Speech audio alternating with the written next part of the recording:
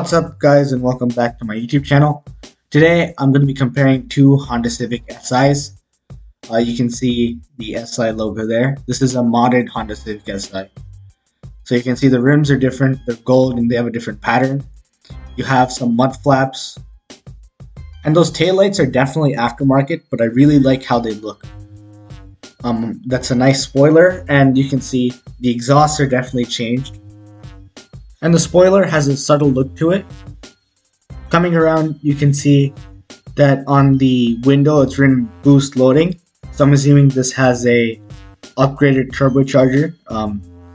The Honda Civic Si, the 2020 model, has a 1.5 liter 4-cylinder turbocharged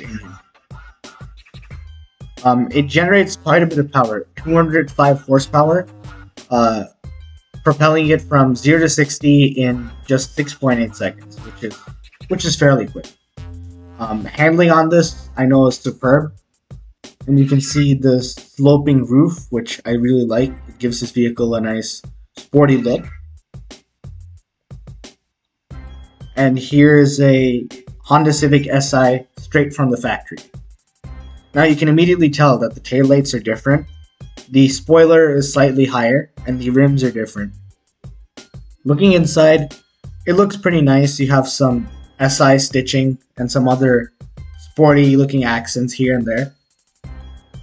Up front, it really looks like a normal Honda Civic with the exception of the Si logo.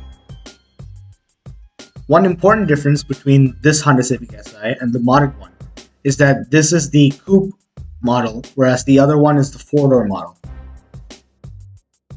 I know I said it already, but I really like this sloping look. It really gives this vehicle a nice sporty look. And you can see that the exhaust, as opposed to the modern Honda Civic Si, it's not cylindrical, but rather it's just one shape that stretches across. Chrome accents, which look pretty nice. I like it.